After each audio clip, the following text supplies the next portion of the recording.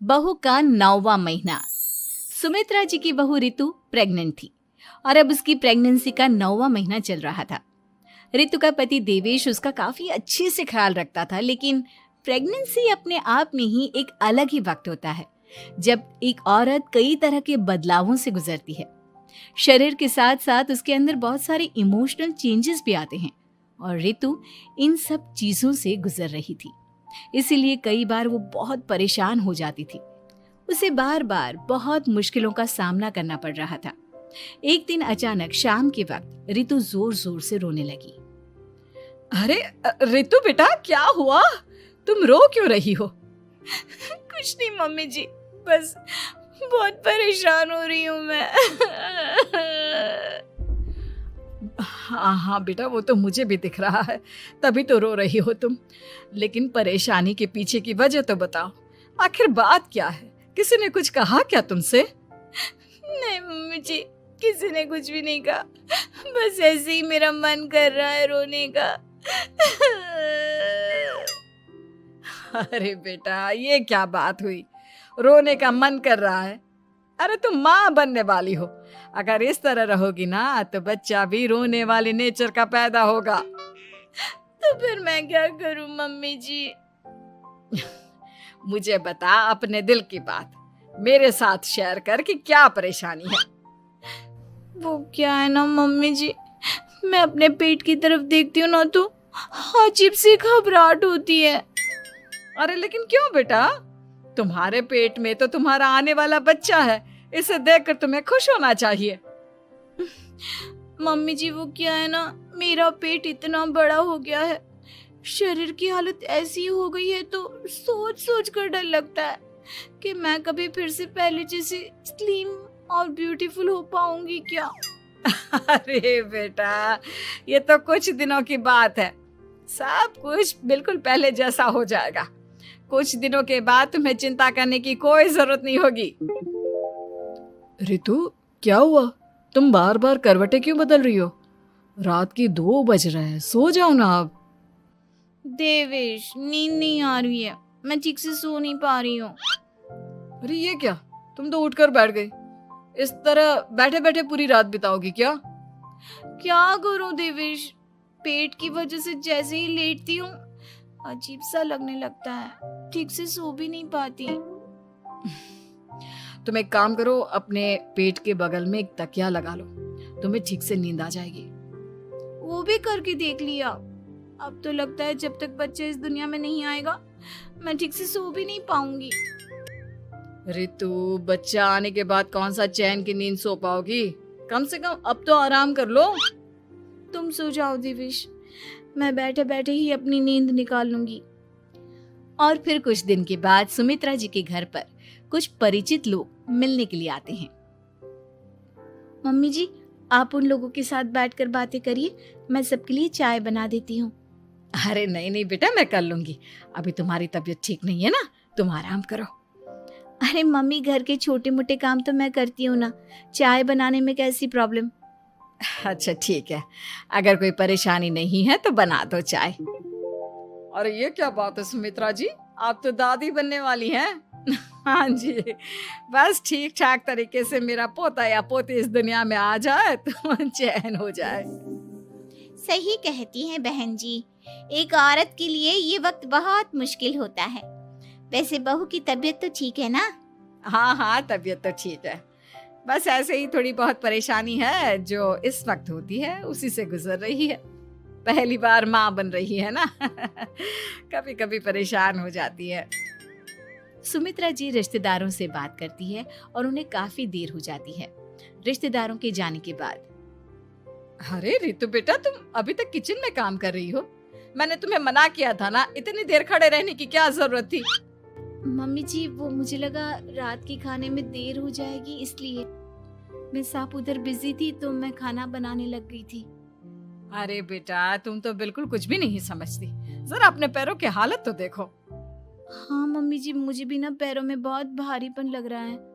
ये भारीपन नहीं है, ज्यादा देर खड़े रहने की वजह से तुम्हारे पैरों में सूजन आ गई है। अब कमरे में जाकर आराम करो, चलो।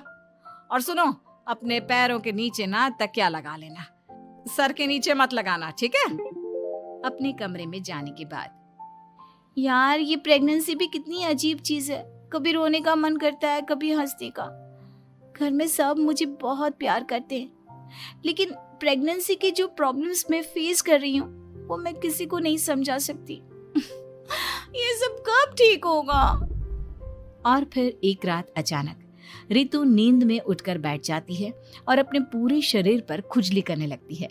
देवेश की आंख खुलती है और वो रितु को इस तरह खुजली करते हुए देखता है। अरे क्या हुआ रितु, तुम ठीक तो हो ना? पता नहीं क्यों देवेश, लेकिन अचानक से पूरे शरीर में खुजली हो रही है। दिखाओ जरा मुझे। अरे लेकिन तुम्हारे शरीर पर तो कोई मच्छर के काटने की या किसी तरह के रैशेस भी नहीं है, फिर खुजली क्यों हो रही है? लगता है ये भी प्रेगनेंसी की कोई नई प्रॉब्लम है। अरे अरे परेशान मत हो, मैं मम्मी को बुला कर लाता हूँ। सुमित्रा जी के आने के बाद अरे क्या बात है बेटा, इस तरह क्यों खुजली कर रही हो? अचानक से क्या हो गया तुम्हें? मम्मी जी ऐसा लग रहा है जैसे सर से पैर तक पूरे बदन में मच्छरों ने काट लिया हो। अरे लेकिन इसमें रोने की क्या बात है, चुप हो जाओ, सब ठीक हो जाएगा। हाँ मैं बहुत परेशान हो गई हूँ, बस अब जल्दी से बच्चा इस दुनिया में आ जाना चाहिए ताकि मुझे इन सारी प्रॉब्लम से मुक्ति मिले।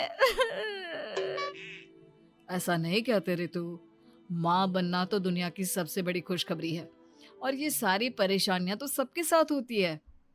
जानती हूँ, लेकिन फिर भी क्या करूँ, रात को सो नहीं सकती, कभी पेट भर के खाना खा लेती हूँ तो उल्टी करने का मन करता है, ज्यादा देर खड़ी हो जाती हूँ तो पैर में सूजन आ जाती है, ज्यादा देर बाहर घूमने भी नहीं जा सकती वरना टॉयलेट की प्रॉब्लम। ये सब कब ठीक होगा? कुछ दिन और बीत गए और अब तक रितु का 9वां महीना खत्म होने का वक्त आ गया था। अब हर दिन रितु बस यही सोचती थी कि उसका बच्चा इस दुनिया में आने वाला है।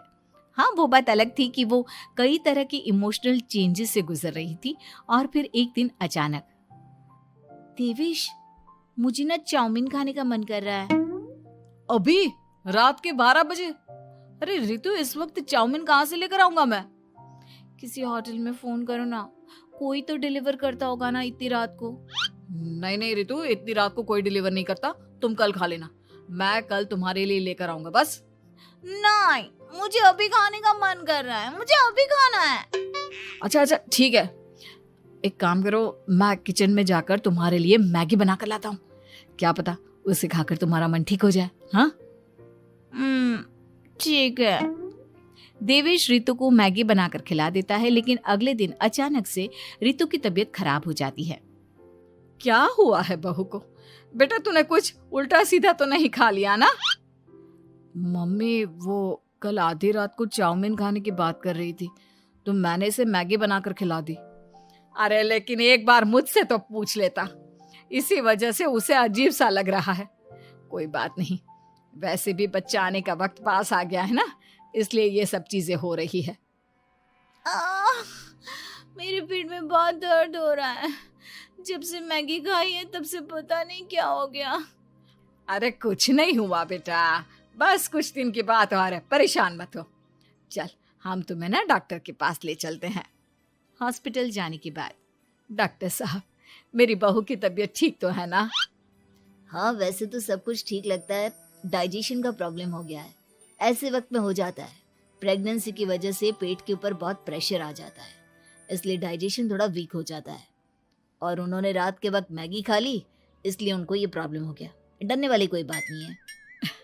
थैंक यू डॉक्टर साहब, अब हम इसका ध्यान रखेंगे।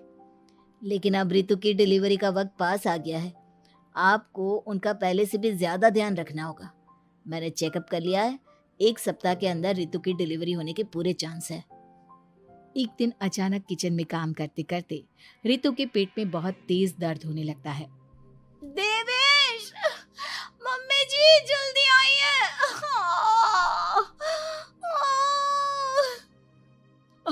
अरे क्या हुआ बहू, क्या हुआ तुम्हें? बहुत दर्द हो रहा है मम्मी, मेरे पेट में बहुत तेज दर्द हो रहा है, मुझसे खड़ा भी नहीं रहा जा रहा। इधर आ जाओ रितु, मैं तुम्हें बेड पर लिटा देता हूँ, सब ठीक हो जाएगा। बेटा, मुझे लगता है इसकी डिलीवरी का वक्त पास आ गया है। अब हमें रितु को हॉस्पिटल ले जाना होगा। वैसे भी डॉक्टर ने कहा था कि 1 सप्ताह के अंदर डिलीवरी कभी भी हो सकती है। मुझे बहुत दर्द हो रहा है, ऐसा लग रहा है जैसे मैं मर जाऊंगी। प्लीज मुझे बचा लो देवेश। अरे रितु, घबराओ मत, ऐसा कुछ नहीं होगा। हॉस्पिटल पहुंचने के बाद आप जल्दी से रितु को एडमिट करवा दीजिए और आप लोग बाहर वेट करिए। नहीं, मुझे बहुत दर्द हो रहा है। रितु, समझने की कोशिश करो, सब कुछ ठीक हो जाएगा। रितु को लेबर पेन शुरू हो गया था और वो काफी तकलीफ से गुजर रही थी। एक बच्चे को जन्म देते समय औरत जिस तकलीफ से गुजरती है उसे सिर्फ वही समझ सकती है। रितु की तकलीफ को देखकर देवेश भी काफी इमोशनल हो गया था। रितु को इस तरह चीखते देखकर उसे बहुत दुख हो रहा था, लेकिन आधे घंटे के बाद जब डॉक्टर अपने हाथ में रितु और देवेश की छोटी सी बच्ची को लेकर आया तो रितु के चेहरे पर स्माइल आ गई। रितु, ये देखो, तुम्हारी और मेरी नन्ही सी बेटी। ये तो एकदम परी की तरह दिखती है। दिखेगी क्यों नहीं, एकदम तुम पर गई है ना, इसलिए। लेकिन मम्मी, उसकी नाक तो मेरे जैसी है। अच्छा ठीक है, नाक तुम रख लो, बाकी सब मेरे जैसा।